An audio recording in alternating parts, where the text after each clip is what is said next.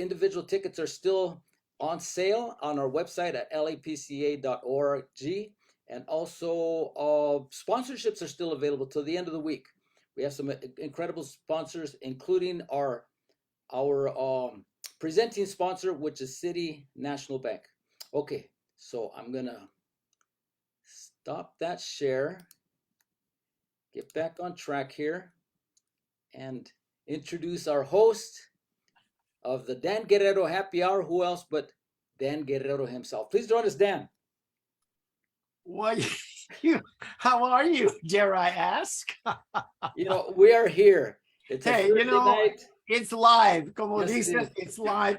And that's why people, I'm sure, love our little show here, because it's very informal. It's what it is. And di que te fue bien. It It's is free. what it is. What do they want for free? You know what I mean? Indeed.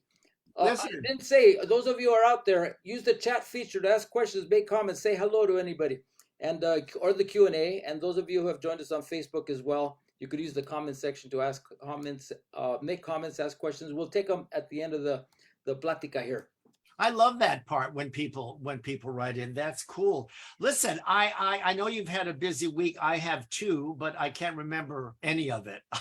I thought to myself, what did I do this week? And I couldn't remember, because once I do something, then I have to move on to the next, and that's gone. So, and I was too lazy to look in my appointment book. So, but I do want to talk about, you're getting so fancy schmancy at La Plaza. You had the Today Show there yesterday. You're going to be on the Today Show? Well, actually, the Today Show came in last week, and they filmed the La Plaza Cocina, our extension there at La Plaza Village, which is a museum dedicated to the best food in the world, Mexican food.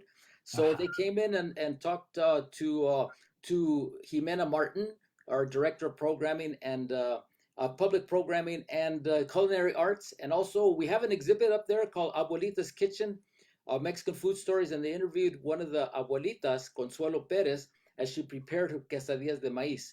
So we haven't seen it yet, but this Sunday on the NBC network, the Today Show featuring La Plaza Cocina. That's so we're really proud of that. Well, you should be. That's really fantastic. And you guys had something about the Cocina yesterday, which I thought was terrific too, in terms of dealing, or I should say, having young people explore that. Tell us about that, and then Sure. we'll move on. But I do want to talk about that. I appreciate that, Dan. Yeah, we had the launch of a new program that's coming up early next year. It's called the La Plaza Cocina Culinary Youth Training Program. It's a program free of charge to young adults and to teens, in which they'll learn basic culinary skills, how to work behind the scenes, and that'll lead up to a certification. It's called the Serve Safe certification, that'll allow them to enter into the food business, knowing a lot of what's going on in the kitchen, that could lead to careers in the kitchen as restaurant owners, as managers, and even chefs. There you go, as chefs, exactly. So through the generous donation of the PepsiCo Foundation, we're able to do this. And the instructor is Wendy Centeno, who's been a guest of En Casa con La Plaza with Jimena Martin doing food demonstrations.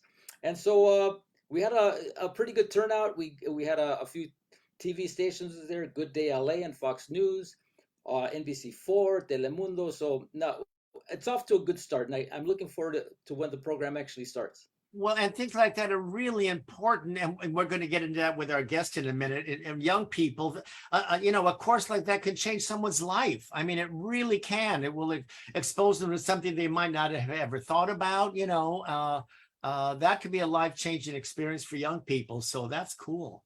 Thank you, Dan. Yeah, exactly. And if all of you hang out after the conversation, I'll show a brief clip of what the goings on from yesterday. Never mind the clip. Send me some enchiladas. Okay. What's the clip going to do?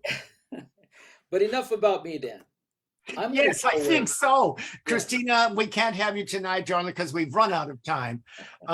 Okay, go away and let me chat about our guests. I'll see you in a bit.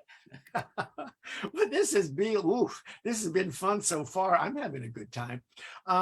Anyway, So we have, as always, I'm loving my guests. I'm loving my guest. And tonight's guest, like many of my guests, is a hyphenate, which sounds, I don't know, like a religion or something. And maybe it is a religion because she, like many of our guests, there are many things. Their talents go in many areas. She is an actor, she is a writer, a director, an educator, but that has come into sharp focus recently, which is one of the things that is fascinating me to talk about. She is the first full-time Latina, Latino, Latinx, whatever we are this week, faculty at East Los Angeles College, fondly known as ELAC, the Theater Arts Department. So that is particularly interesting to me because, of course, my background is all in theater, and it did not exist when I went to ELAC, and it was called East Los Angeles Junior College. So I want to hear about that and all kinds of things. So zoom in, Cristina Frias. She's coming on the slow train. Oh, there you are. How are you? Good, my friend. How are you? Good to see you. I'm excited to see you. You know, I haven't seen you in a long while, although we do run into each other at an awful lot of events. Yes, we do. I was actually sitting in front of you. I don't know if you realize that was me in the mask. Oh, yeah. Last week. Yeah, you came in front of me. You're waving. I'm going, who are you? Who are you? Yes. Who could tell? And you had on a hat. Come on. And I had on a hat. And you a know, mask, and you hopefully expected me to know who you were. I know. And I was with my nephew, Joseph, who you know as well. Oh, my God. Is that who that was? That was Roxanne's son. Oh, my nephew, God. I thought it was your beau. yeah. Oh my God, of course it was. We're going to talk about her sister a little bit today, and she'll be a guest in the future, but tonight is all Cristina, right? Thank you. Me.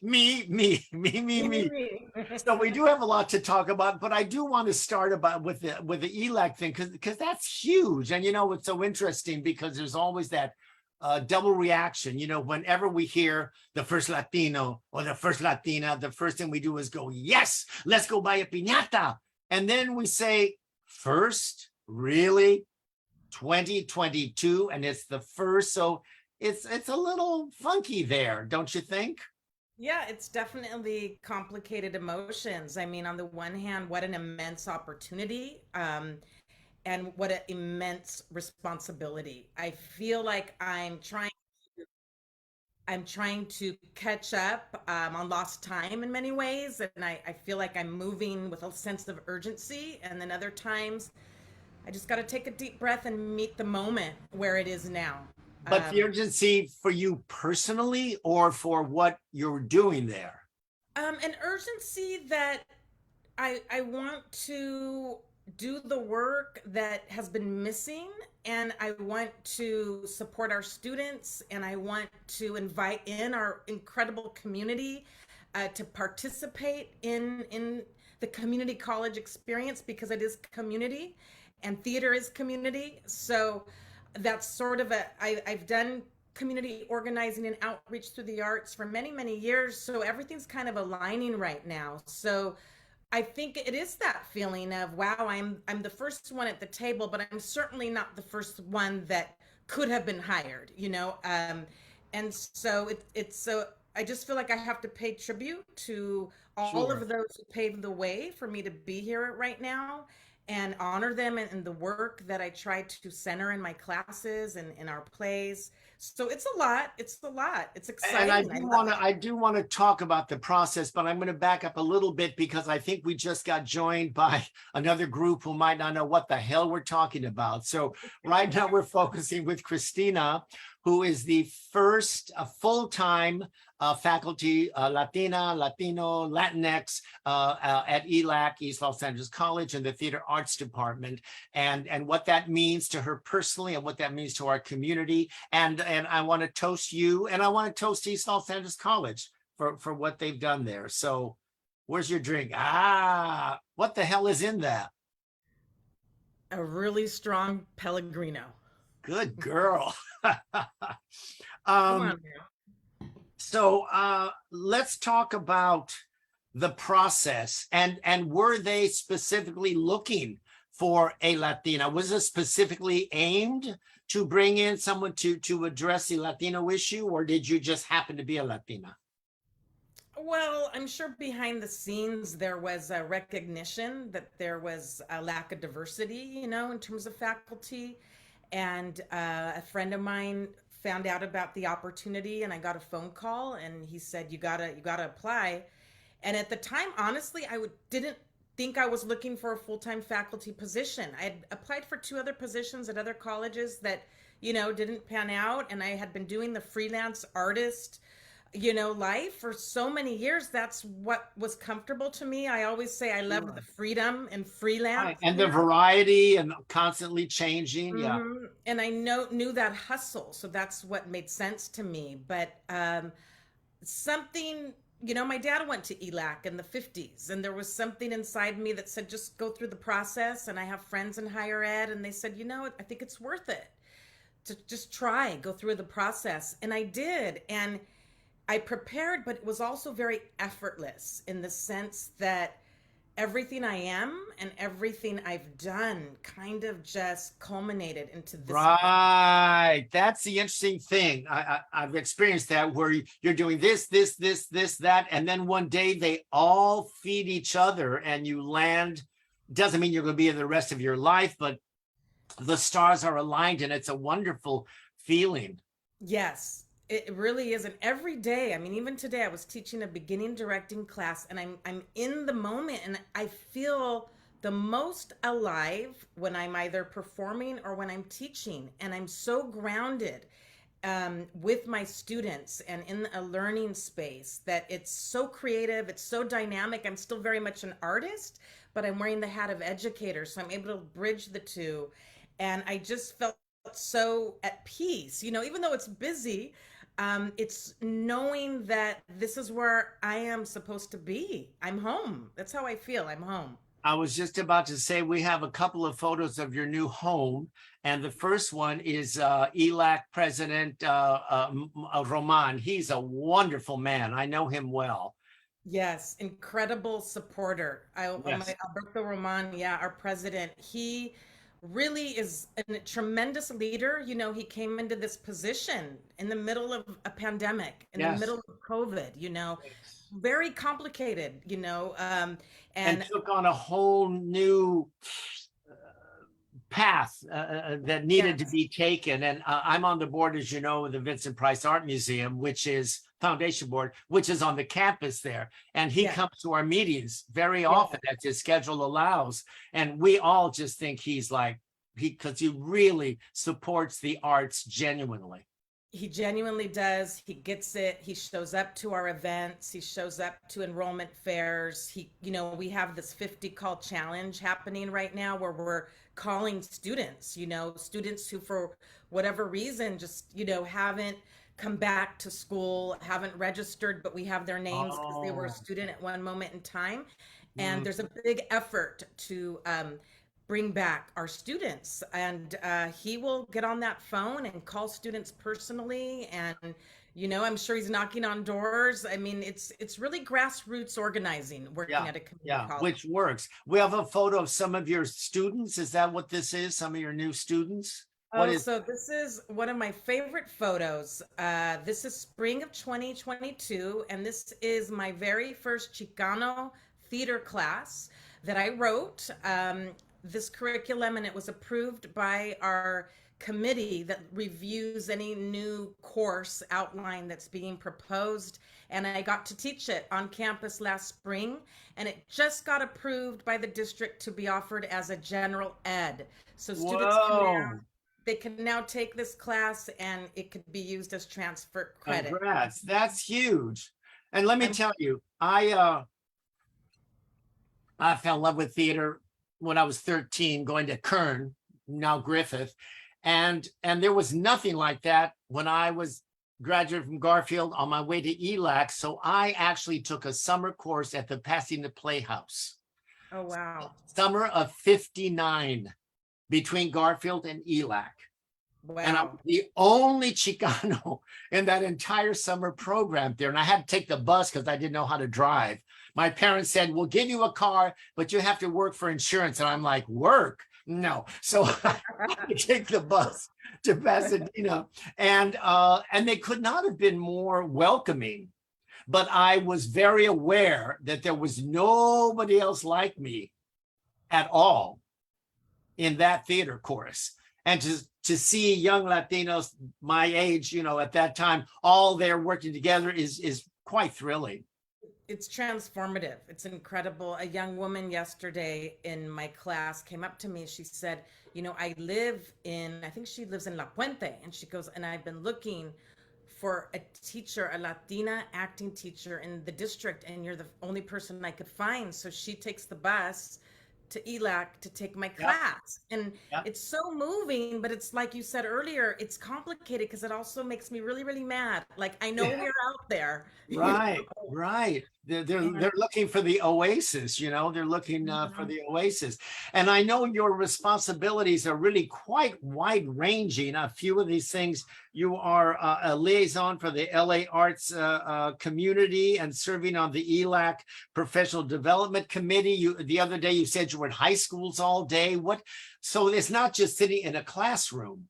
No, I don't think if you don't work in higher ed, you may not understand that we not only teach a full course load. So I have 15 hours of teaching that I do. In my case, that's 5 classes a quarter. In addition, we have our committee responsibilities to the campus. So you get to select what committee you want to be on. I chose professional development because I love the leader, Dr. Nancy Ramirez. She led the New Faculty Institute when I first got hired. And I always tell her that was my happy place. It was sort of like somewhere I could go to sort of process everything I was experiencing as a new faculty member. In addition to that, I was hired as the community liaison with high schools. So we have ELAC and all the community colleges have a really incredible early college program where we either go into the different high school campuses and offer, college credit to a variety of courses, but we also offer that online. So on last Friday, many, many high schools came to our campus and they did tours. So the theater department, we had like 4 mini workshops and I was on the proscenium stage taking them through stage directions and someone else was teaching them scenic design and someone else makeup. And so it was a really exciting day, but they're very full days, very full days. And I'm guessing that everyone has been very welcoming to you there in the department. I'm saying, because some people I'm sure have been there many years. Yeah, we're a department that, the adjuncts have been there 10, 15, 20 years. So there's been a lot of consistency, people, a lot of history there of building Yeah. this department. Many of them were there before this beautiful new building, I came know. back when the bungalows were there. So that's been really Quonset huts. interesting. They were Quonset huts we were in when I would Huts? see that. Yes, Oh, yes. wow. Okay. Yeah. Huts.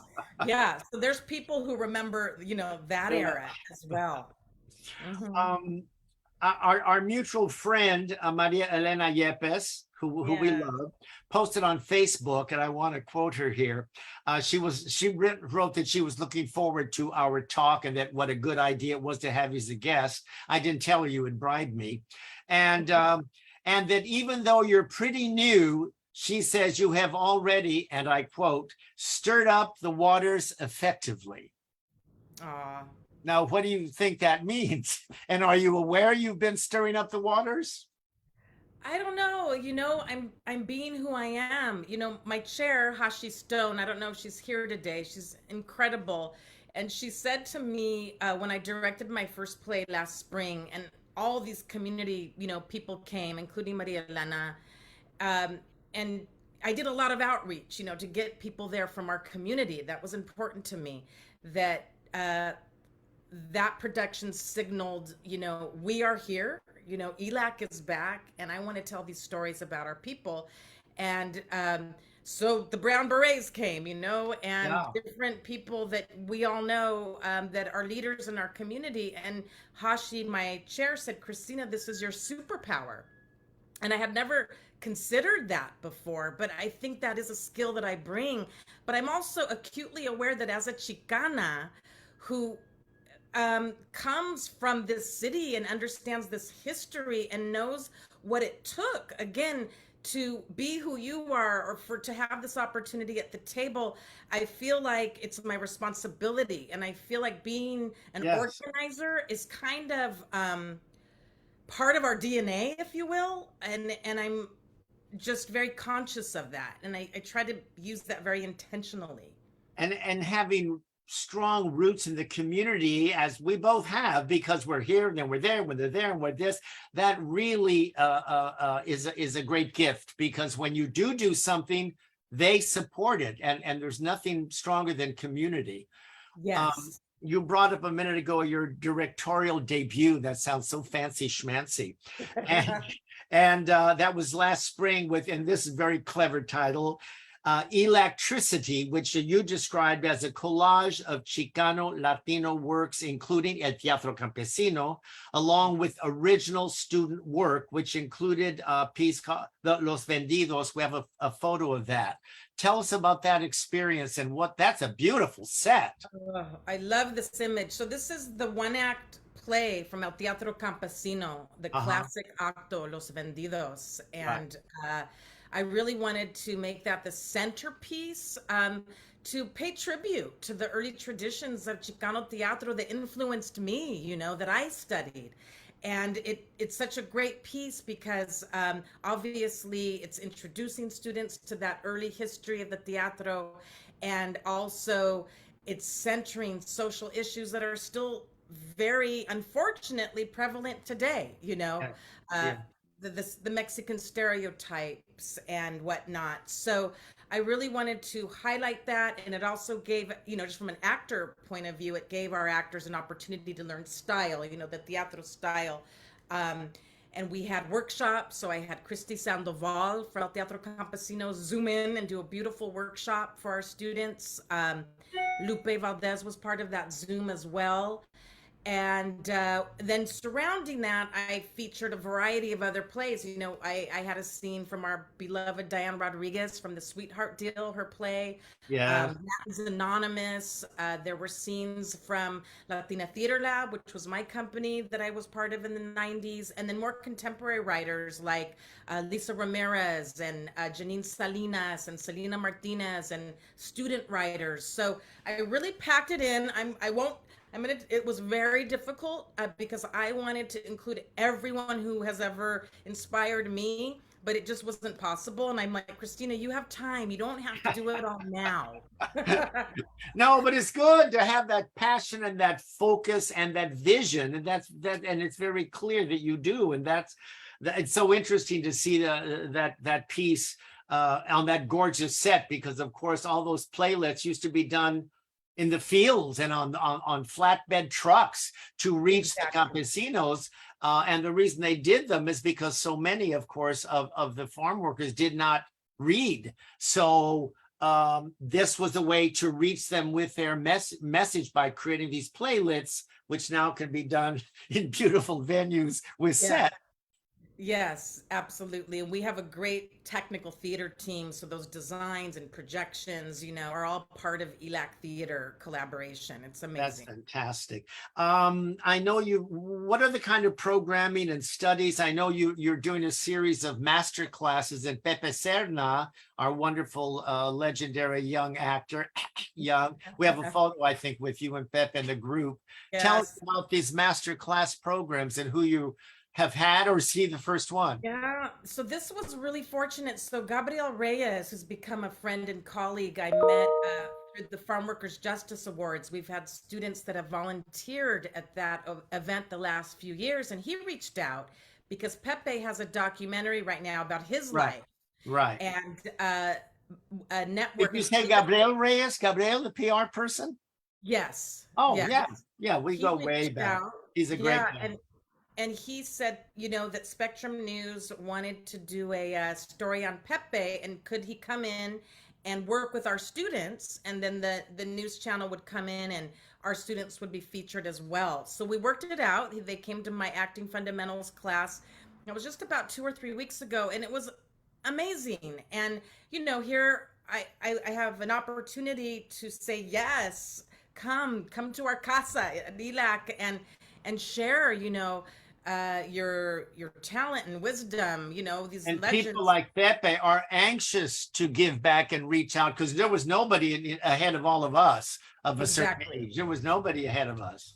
Exactly. So I've been really fortunate to sort of use this platform, if you will, to bring in different guest artists. ELAC is the education partner of Center Theater Group. So that's an incredible, fortunate relationship because we get a lot of resources and support and co-sponsorship to bring in guest artists during our mentor series. So in that series, I did a talk with Luis Alfaro and our friend Zila Mendoza and Monica Sanchez and Sabina Varela Zuniga, Melissa Chivas, who was my mentor at CalArts. It's great. I'm working on a talk. I want to bring Sheri Moraga this fall. I want to bring Luis Valdez next spring. It takes time because you're talking, you're planning. There's so much already going on in our department, with our student productions. So it does take time. But my very first guest masterclass was Jose Torres Tama, a wonderful performance artist from New Orleans, originally, I believe, from Ecuador. And he, does incredible work. And he did a solo show called Aliens, Immigrants, and Other Evildoers.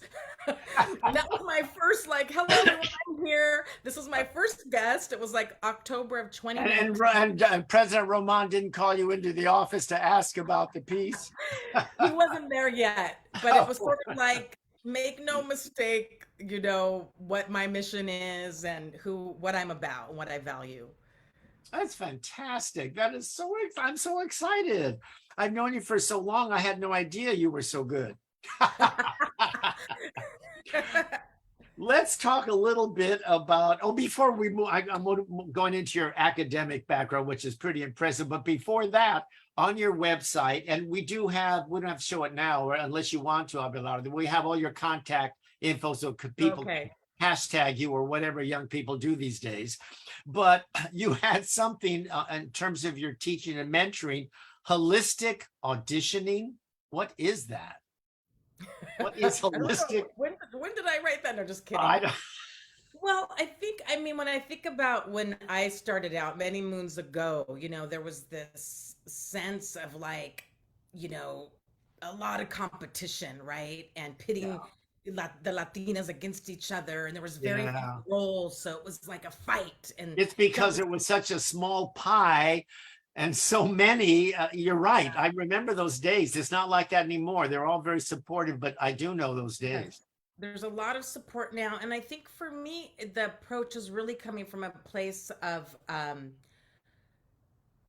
well-being in being an artist. So in my work, like many of us, it's not uncommon for acting teachers to begin with breath, and I love to start in the circle and we breathe and we connect and we make eye contact. And it's really about what stories do we want to tell.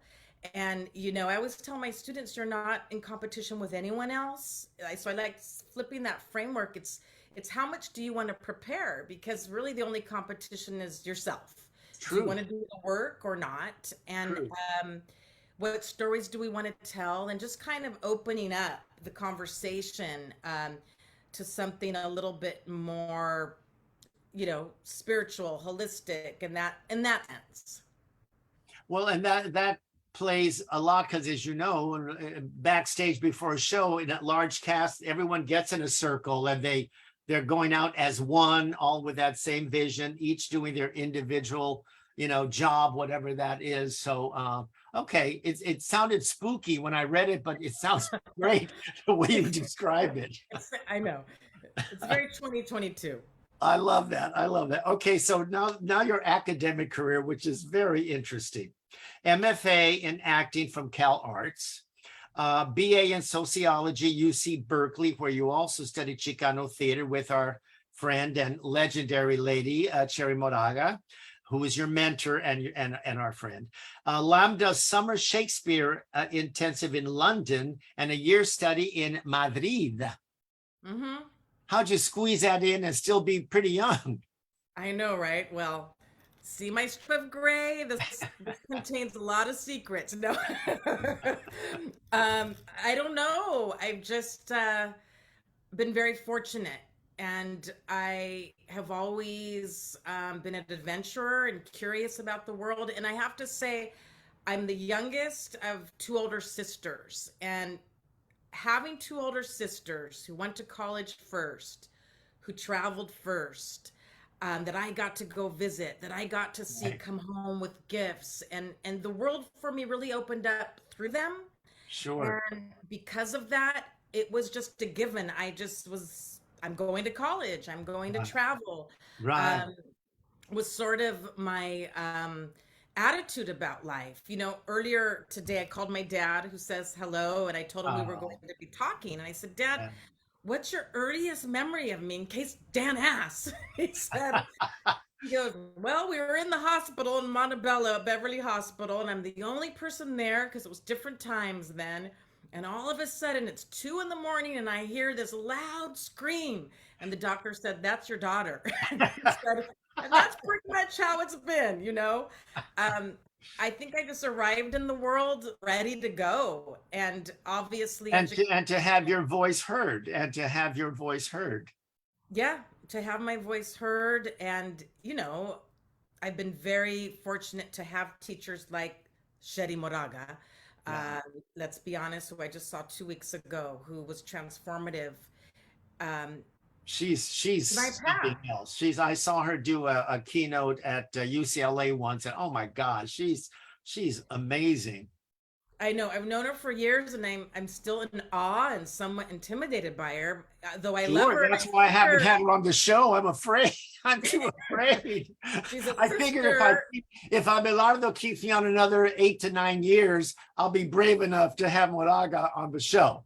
Yeah, she's amazing. Yeah, She just yeah. changed my life and many, many other students. And so I think in this position, I often feel her and remember the seeds that those I took 3 courses with her that were planted when I was at Berkeley, and it's just phenomenal what it means to have representation. And it sounds cliche when we hear it out, those like catchphrases, inclusion, representation, but I'm an example of what that means. And when you have a Chicana teaching you about Chicana, Chicano, Latina, Latin, Latinx teatro, it's radical, Of course. life changing, And So someday, very soon, there's going to be young girls talking about you that same way, right? I hope so. I hope so. Yeah. I'm willing to bet on it. So all that was geared toward acting as opposed to being an educator. Although you've done you mentoring all through it, but I want to talk about a few of your credits, and we do have a couple of photos that I'll call for in a minute. Oh, there it is. I didn't call for it, but what the hell? Let's go. So this South Coast rep, right? South Coast Repertory, that's the Mother Effer with the Right. Hat by Stephen Allegurgis. Oh, wow. That was really fun. Directed by Michael John Garces. And that's my dear friend Tony Sancho, an incredible actor. And I played the role of Victoria. It's a wonderful photo. And you did Real Women Have Curves, Passing the Playhouse, Black Butterfly, The Taper. I think we have, Oh, yes. because this is, first of all, let's talk about this cast. I know all of them, but rattle them off there, Okay, so that's Carla Jimenez, right? that's Justina Machado, Right, Cristina Malpero, and Celia right. Mendoza. And my darling, yeah, that is some cast of ladies, and you're all kind of beginning, but this had quite a trajectory. Tell us how it began and where you went to the Kennedy Center with it. We were invited to the Kennedy Center. This was an incredible piece that Luis Alfaro conceived and directed, and he commissioned Maricela Norte, who I just Oh, adore, yeah. and Sandra Munoz, and okay, I'm blanking out. I don't mean to be blanking out. It'll come to me. Someone drop it in the chat if you remember. Um, and it was a coming of age story of 5 young Latinas from East LA, and there was a lot of poetry, and we did a variety of tours and runs at different theaters, including the Mark Taper stage for 2 sold-out weekends. Um, we had a live DJ for that one on set with us, and then on stage, and then we got invited to the Kennedy Center for a New Visions, New Voices educational theater festival, and that was incredible. And my parents got to go, and Wow. Roxanne, I believe, was in town in DC at the time, um, and that was Year is tremendous. this? What year is this about? I want to say this is around 2000. Oh, This is that's around recent. 2000. I mean, I guess Recent, yeah. yeah, I feel that's recent. But I think for me, what was the most impactful, and I think it was kind of the beginning of my desire to do arts education work. We toured throughout LAUSD high schools and middle schools, and even a young women's Wow. detention center, Camp David, and we would have Q&As after, and the just that space and that sense of connection to the story and how it was landing on these, especially the young women. It was, so moving to me and I so would imagine it would have inspiring. been palatable. These women must have just been riveted. I mean, because this is something you Yeah. don't see every day for sure. No, it was it was the first, I believe, of anything like this at the time. And what's amazing, there's been several productions since. Last year, San Gabriel High School did a production. And just recently, this summer, my friend Jesus Reyes directed it at LA Muse Art. And it just so happened four of my ELAC actors were starred in it. Well, ELAC theater, because they've studied with all the faculty. But and I went 2 times, and wow, to see those words come from their mouths all these years later, and to still have such relevance, it just full circle moments. Sure.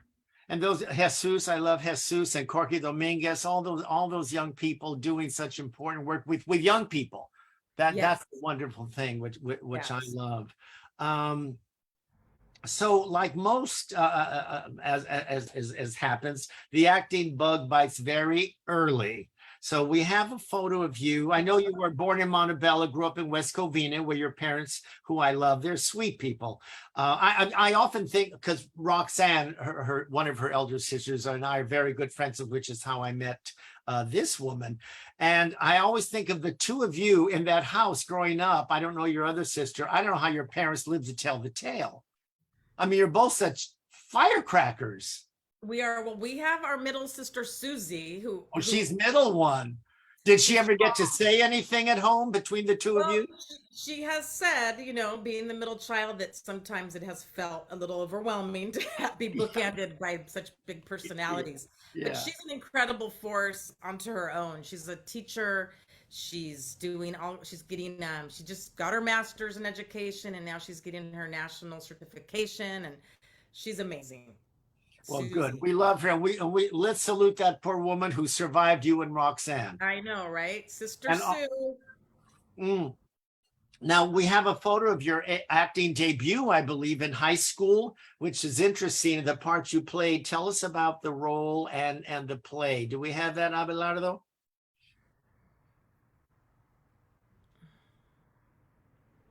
Okay, so this is You Can't Take It With You. Um, and the actress on the left is playing Donald, who was a black character. And this was I went to a predominant all-girl high school, and it was predominantly white at the time, and I was one of a handful of Mexican Americans. And so I was the character of Reba, who I played, is a black character, but because I was Mexican American, I was, I guess, the Person of closest color. available student to play the part. And I played it, with integrity, and I was committed to telling the story. But it was a different time, and I didn't have the cultural consciousness, if you will, of what our students have now. Sure. I do remember my dad going to see the show and being very, very angry. And obviously, we know now why. Yeah. I was cast as the maid. So in his eyes, it was like I was stereotyped because I was a Mexican American student. And, I probably could have played the lead just as well. So that's the beginning of a really interesting journey I was on, about kind of unpacking those moments. Now, what's interesting, I literally was messaging today with my high school drama teacher, Kim O'Rourke, and we're going to have lunch and probably have a conversation about it. But what's incredible, it was during that high school class, I had an opportunity to go to New York City for the very first time on a, class trip, drama club trip, and saw like Chorus Line and Cats. And we snuck out of our hotel and went clubbing. It was like another period of my life that planted those seeds, that this was entertainment that I had enjoyed. I don't think I quite knew then that I would be on the path I am now, but it certainly was fun, for me. Drama teachers. It was my junior high drama teacher, Mrs. Jourdain, who I adored. She took us to see the film First Run Oklahoma. And that's when I discovered musical theater. So to this day, I love Miss Jourdain, or curse her for putting me on the path of theater. But yeah, those teachers can change your life for sure. For sure. You had a very, once you became a professional, you really were in the thick of it, and in the early years. I mean, these are transformative years. We have a photo of you here, a Latina Theater Lab. Tell us about that experience, because that's look at that. Yeah, I love that image. No grapes. Yeah, no uvas. No uvas. But tell us about the Theater Lab. Tell us about the Latino Theater Lab. Yes, so there was an ad, and I guess in the Bay Area, I don't remember what magazine or newspaper it was at the time, but for auditions for a company of Latinas that they wanted to cast to write and perform and produce and direct their own work. And it was led by 4 phenomenal women who are still working in the Bay Area: Wilma Bonet, Dina Martinez, Tessa Connie Martinez, and my friend Jamie Lujan. And they called themselves the Comadres. And they had gotten together and said, we need to form an ensemble of Latinas. We're missing from the landscape of the American theater, and we have stories to tell. And so that was we're talking the 90s, San Francisco, So it was a very seminal time, group that I think we were together 4 or 5 years. We got grants. We were supported by Brava for Women in the Arts at the time. Ellen Gavin was the executive director. Sure. And we, would perform these cabaret style shows and do workshops. And it was really a formative time. That moment in San Francisco, pre.com, before the explosion, where rents went up and all the artists got pushed out. It was a really vibrant time. And the 80s, that's when, Marga Gomez and Monica Palacios and Culture Clash got together. That's right. That's when I met, Culture Clash, because we got a grant to collaborate with them and another Asian American company called 18 Mighty Mountain Warriors. And and I'm still friends with those women, and that's why I featured some of those scenes that we created in my first production at ELAC, and it was stunning to see my cast recreate something that was so meaningful. Wow. And then San Francisco Mime Company, we have that as well. Oh my God, that was incredible. That's the San Francisco Mime Troupe. They've been around since the 1950s, a historic company. Who went there early on was Luis Valdez. Yes, I remember. Yeah, actually, I think he spoke about it when you interviewed him. Mm-hmm. I did a play. It was called the Hembra Independiente, or the Independent Female, and it was written by the at the time Dan Chumley, who was the director, by his wife. Forgive me because I'm forgetting her name. So if anyone's out there, please write it in the chat. And we performed it in San Francisco, but then it was translated completely into Spanish. And I was the lead. I played the villain feminist, Sara Metralla.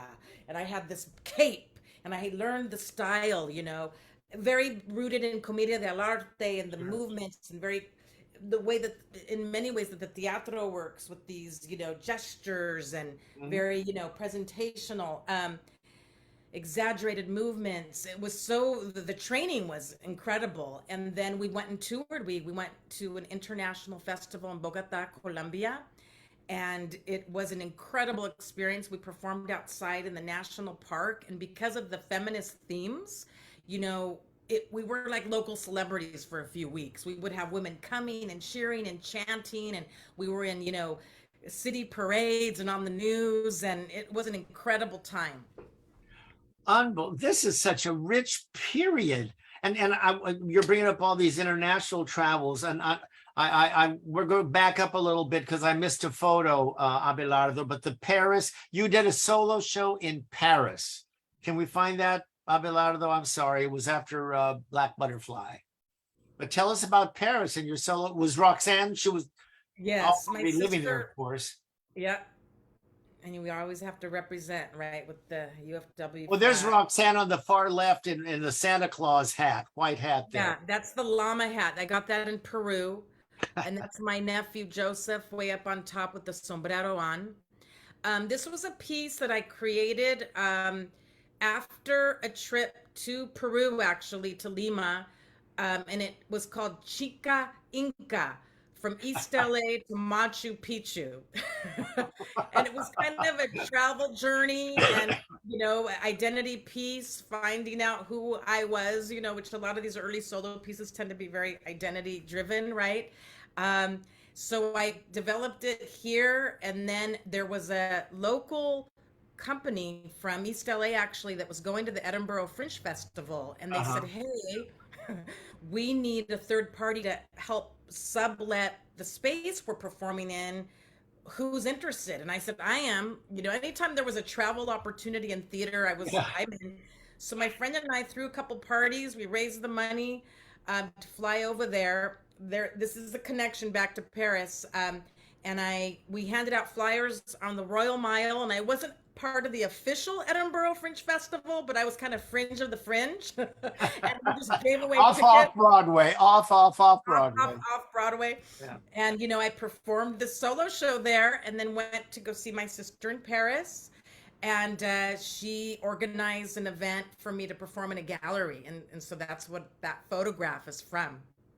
You know what I'm thinking? I'm hoping some of your students are tuning in here because they now know your entire life. I'm sure they knew nothing about.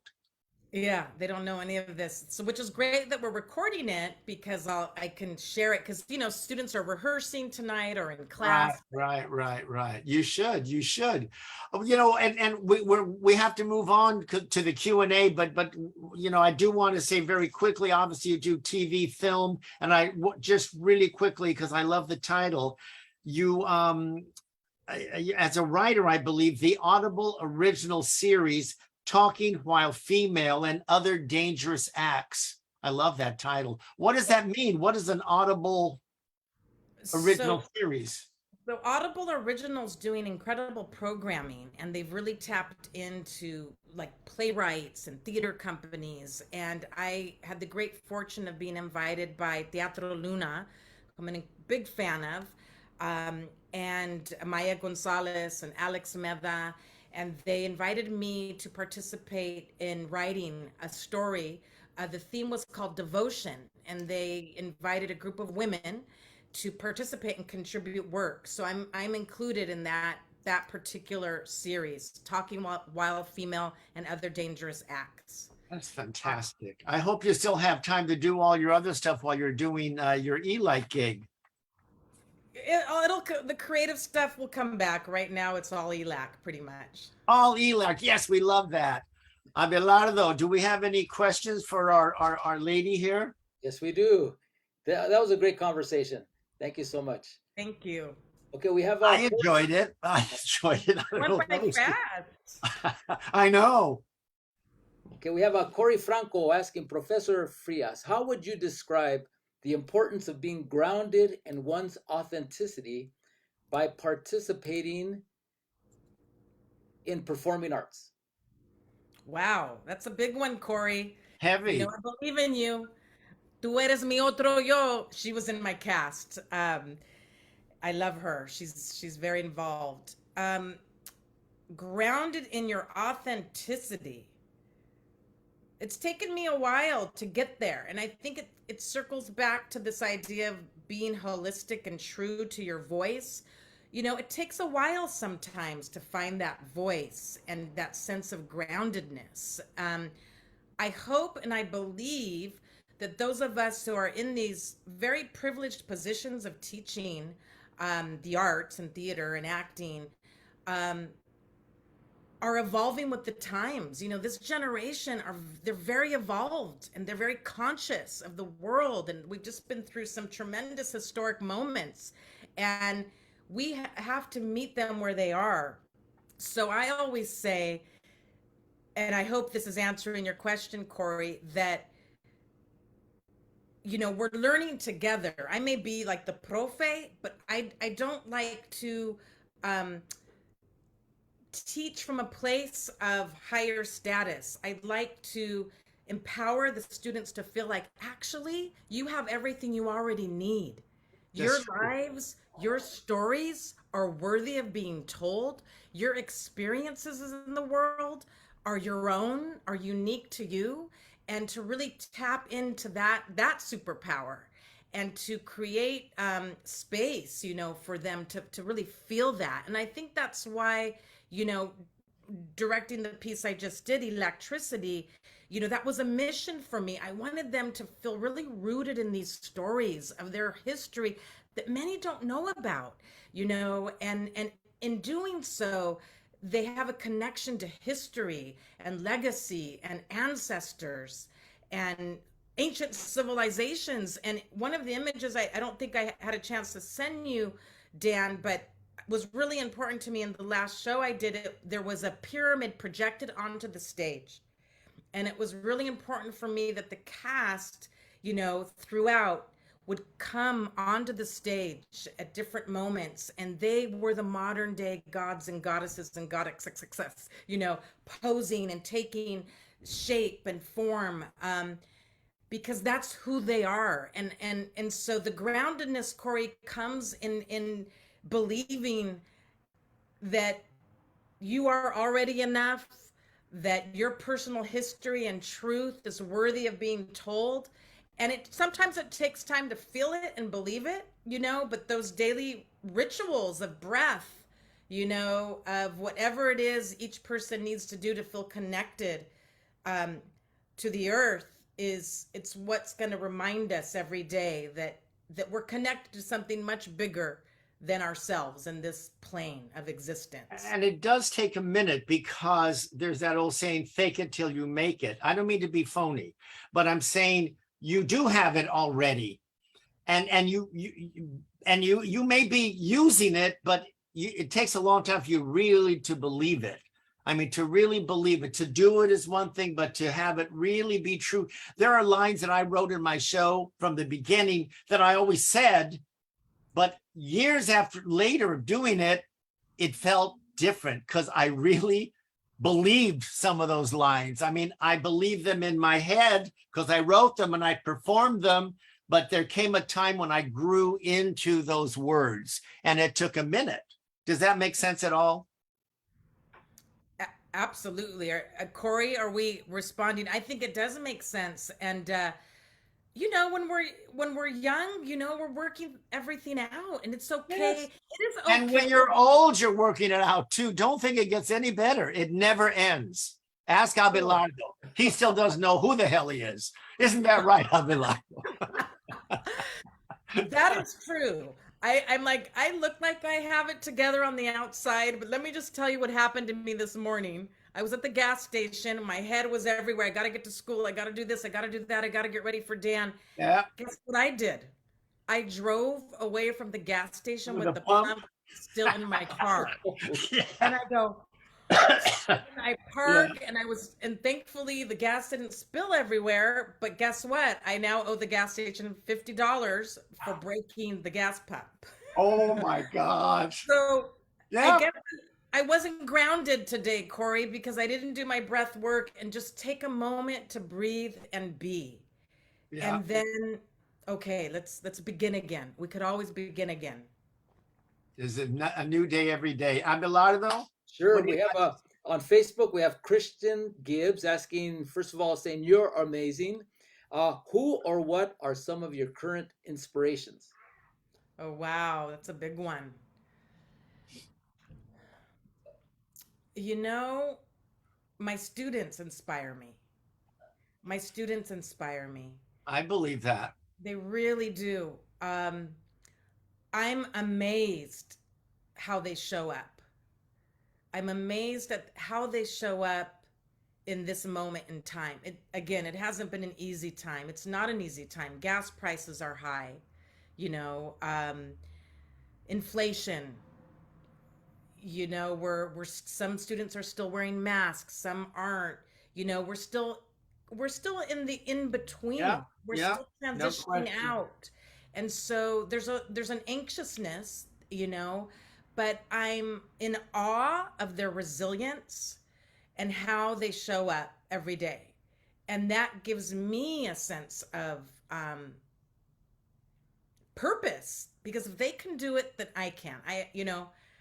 Uh, and I really mean that. They do inspire me, and I think I look at other people that I reached out to when I was applying for this position, that had full-time faculty jobs or had and I should say vibrant artistic lives, like Alma Martinez, for example. I reached out to her, and she invited me over for tea, and we spent a whole afternoon together.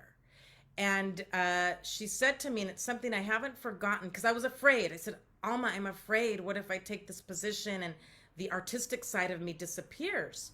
How do you do it? You're doing so much still. And she said, what if this opportunity didn't narrow, the opportunities you have, but expanded? And that's exactly what has happened. I don't know if you would have thought of me to be here if you didn't see the work that I was doing at ELAC. And I think that's an extraordinary thing, because that's the biggest stage for me now. Hmm. That's where I have the most reach, the most impact, and I think my best work as a creative is yet to come. And she and many others like her are my mentors. There are people in our community that I reach out to all the time to talk to. And I could start rambling off names, but I'll get in trouble because I'll forget some. Yeah. But someone told me in graduate school, you're never too old to have mentors. And I really believe that. There are people I call and I say, I need to talk. What do I do? I'm feeling this way. And there are people that, are just like you, Dan. You've led an incredible life. I consider you a very good friend, but I also consider you a mentor, whether you believe it or not, because you've lived the life and you're still going strong and you're still making work, and in life that never ends. And that's, people like you inspire me, because that's who I'm going to be. I'm going to be working till I'm 95, because that's who I am. And what else would I do? I'll always I'll always travel. I'll always figure out how to Yeah. do that. Yeah. But, Yeah. You gotta always, what's next? What's next? Yeah, that's the biggie. What's next? You always got to say that. Abelardo, we can't hear you. Our good friend Roberta Martinez, she's asking, is there a place where images and stories you're sharing have been archived? Because the breadth of the groups and troops you've worked with is wonderful. Oh, Roberta. So Roberta's someone I consider a dear friend, an extraordinary person, and Did you say Roberta Martinez? yes, Oh, I love Roberta. amazing. She was Oh, my yeah. She used to babysit me when I was a child. She was my date at the Wizard of Oz a few weeks ago, and do you know that she played Dorothy circa 19? Yes, I've seen photos. Yes. I love her. Roberta. She does. Now there's a creative soul too. She's She's great. She's great. Amazing. Roberta, so actually the Hemispheric Institute out of NYU did an archive of Latina Theater Lab and our work several years ago, thanks to my dear friend Marlene Cancio Ramirez. But you know what?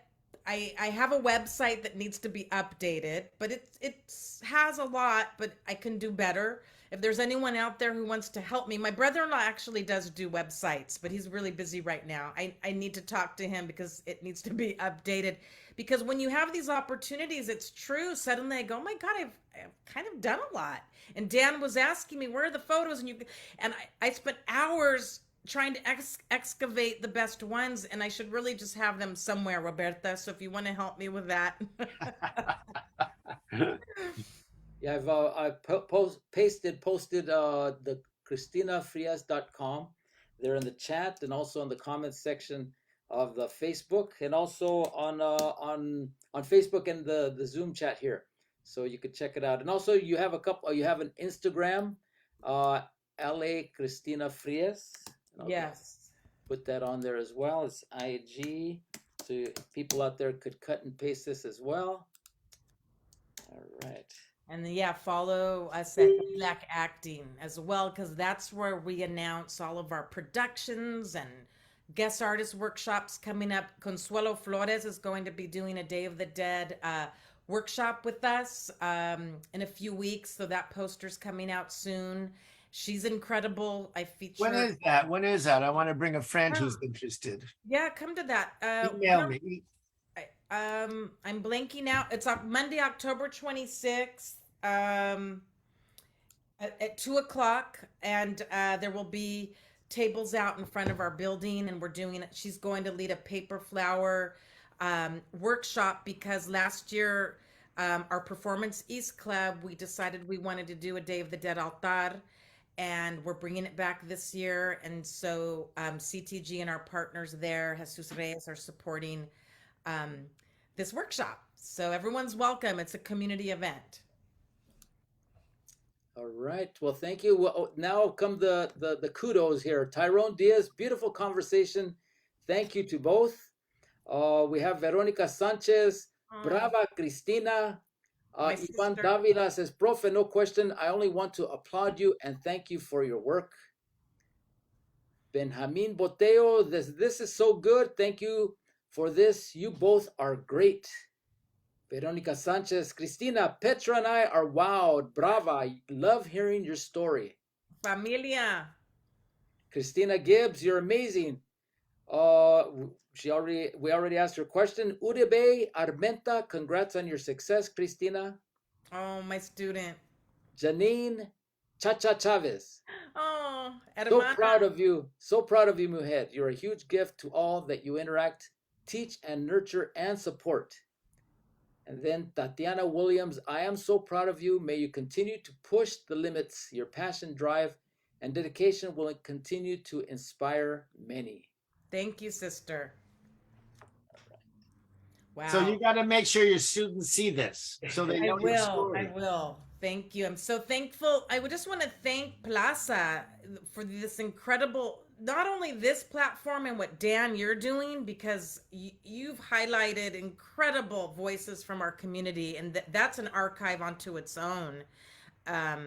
You know, that it's a whole library of incredible conversations, but also just the programming and curation at Plaza de Cultura y Artes. It's one of my favorite places to visit. I'm just so in awe of the work you do there. It's true. And they're a very small staff. I don't know how they do it. I mean, considering the scope of that beautiful museum and all the programming, I'm amazed that they do it, you know. So I guess that's it. Are we wrapping? Is that it?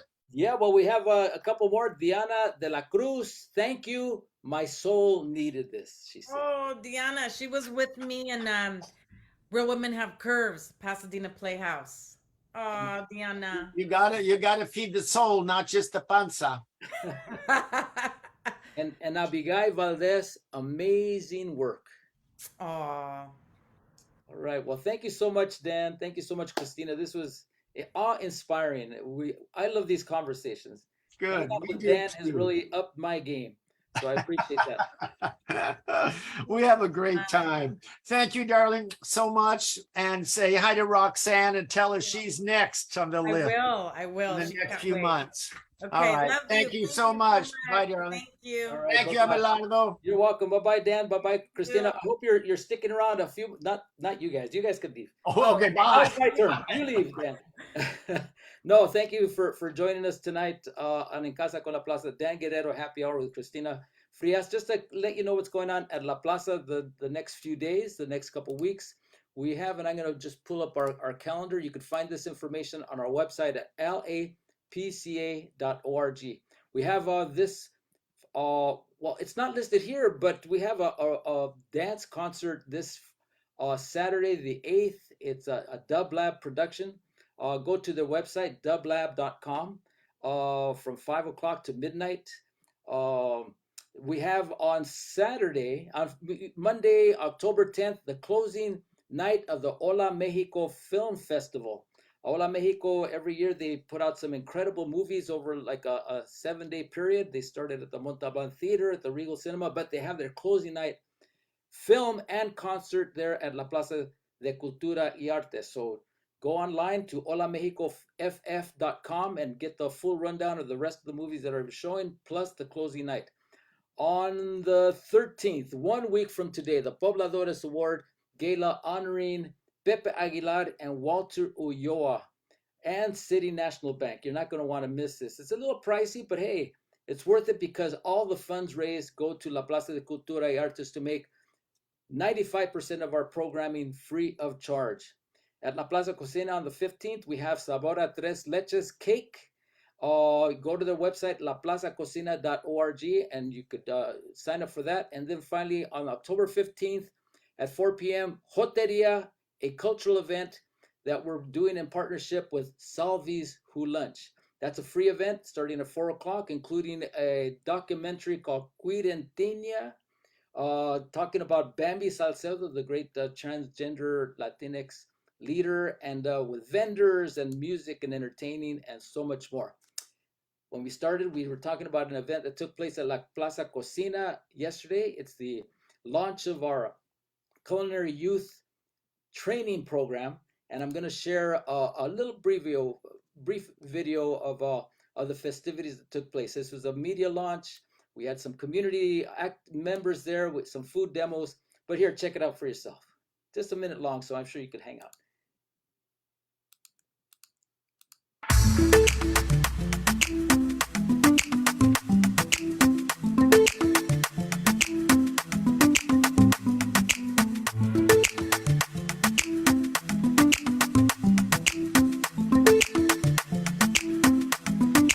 Wait a minute, let me stop that.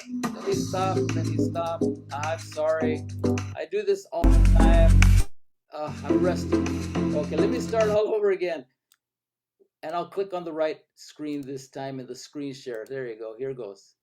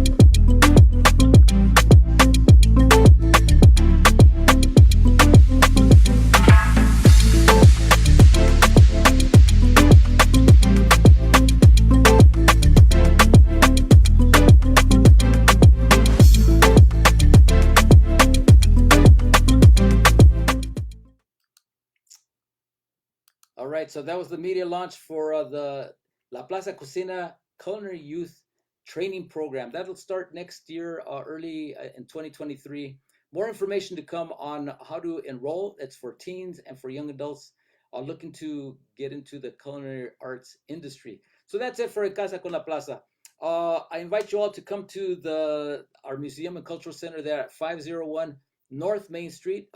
Currently a couple incredible exhibitions in our temporary galleries.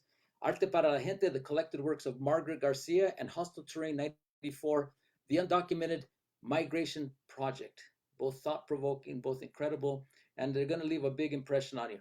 So I'd like to thank our sponsors, the Institute for Museum and Library Services and Union Pacific Foundation, for making these virtual programs possible. Thanks to Dan Guerrero, of course, always an entertaining guy, and really brings out a lot with his guests that he brings on.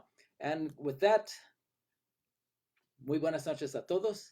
Nos vemos pronto. Check out our website, lapca.org, and our Facebook page at La Plaza LA, Twitter at La Plaza LA, YouTube at La Plaza LA, and Instagram at La Plaza LA. Y nos vemos muy pronto.